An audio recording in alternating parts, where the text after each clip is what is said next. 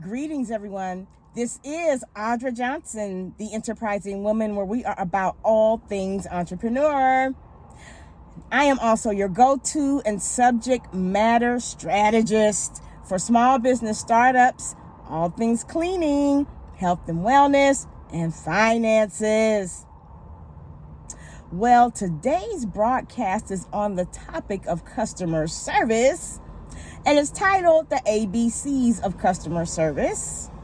And I will tell you in advance that some of the things that I teach on will actually overlap each other, and to excuse me in advance because I will not be looking at the camera because I'll have to refer back and forth to my notes here. So, ABCs of customer service.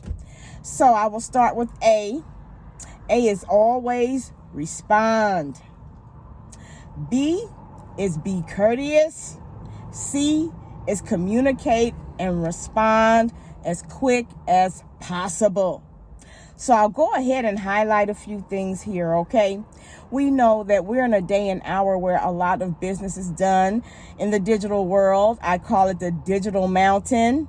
And because of that, we can be so technology driven that if you're not careful, you can forget those old school basics that can truly solidify your business, okay?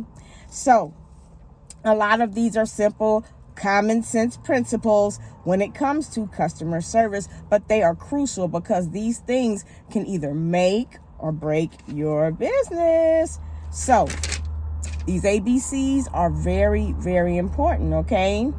So one of the reasons why they're so important is because, you know, when people decide to do business with you, especially from, let's say, a digital experience, whether it's from your website or your social media platforms or business pages, you know, a lot of times we encounter people that really don't know us. And because of that, when people spend their good, hard-earned money, they can sometimes, you know, be a little bit, you know, fearful of being cheated or scammed.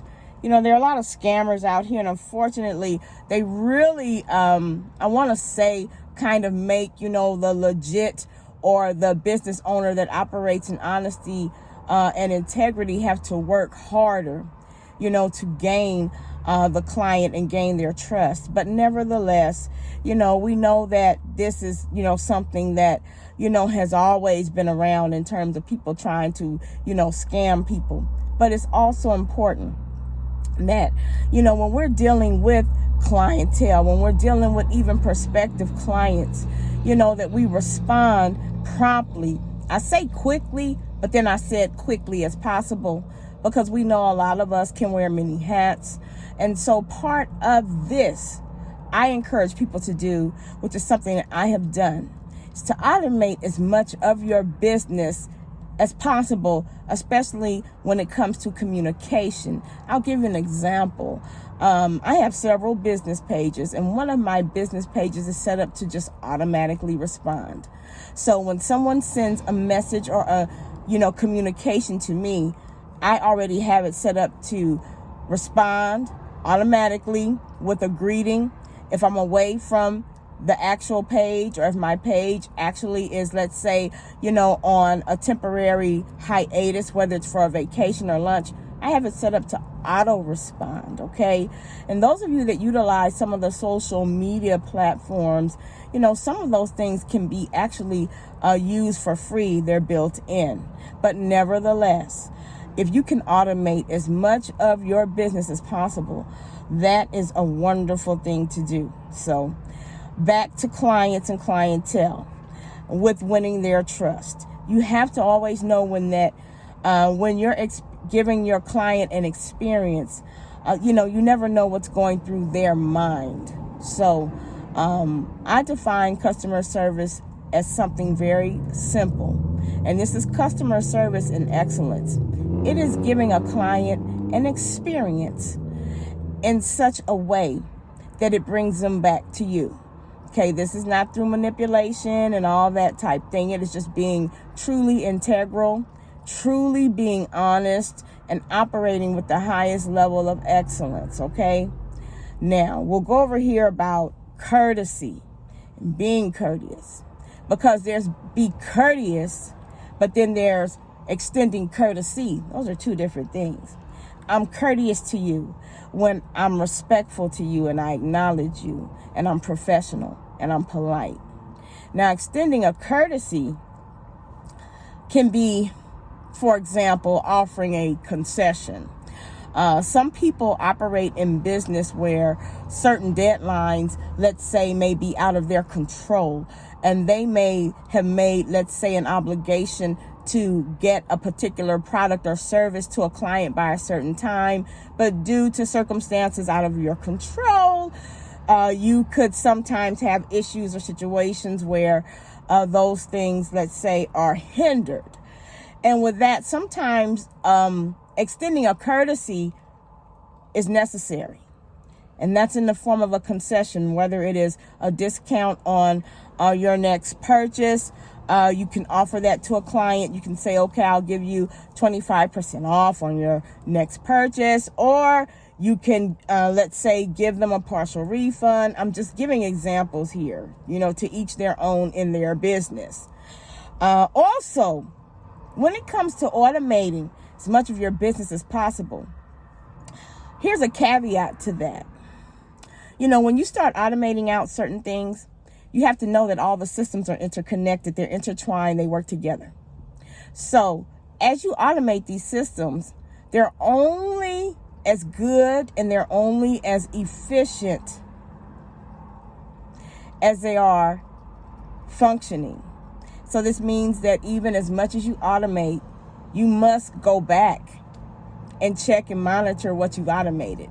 I know it may feel like an extra job or something on top of everything else that you're doing, but really, there can be one system out of all the systems that are interconnected and intertwined that work together. And if it's out of order, it can throw everything off. I'll use email for an example. If you have an email issue with your business email or your regular email, if it's connected to, let's say, your payment sources and all of that, it can really create unknown issues if you don't monitor that.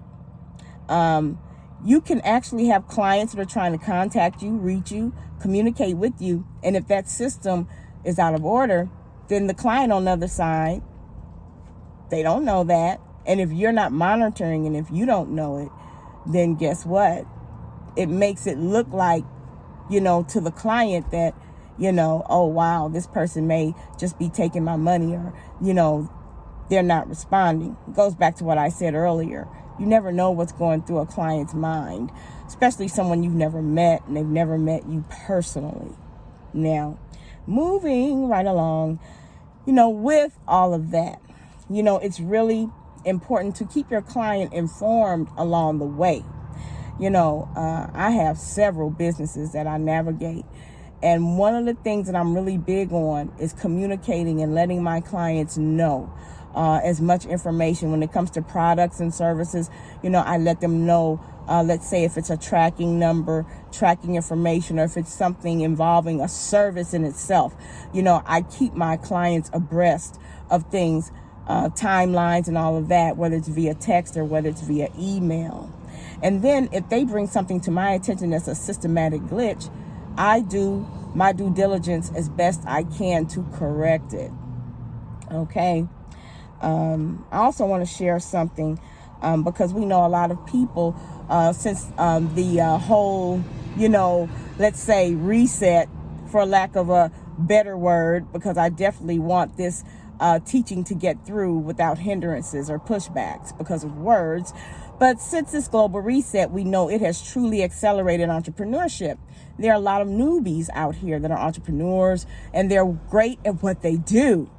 But sometimes, even with that, a new entrepreneur can be great at what they do. And guess what? Because they're great at what they do, they can take off. They can shoot and soar.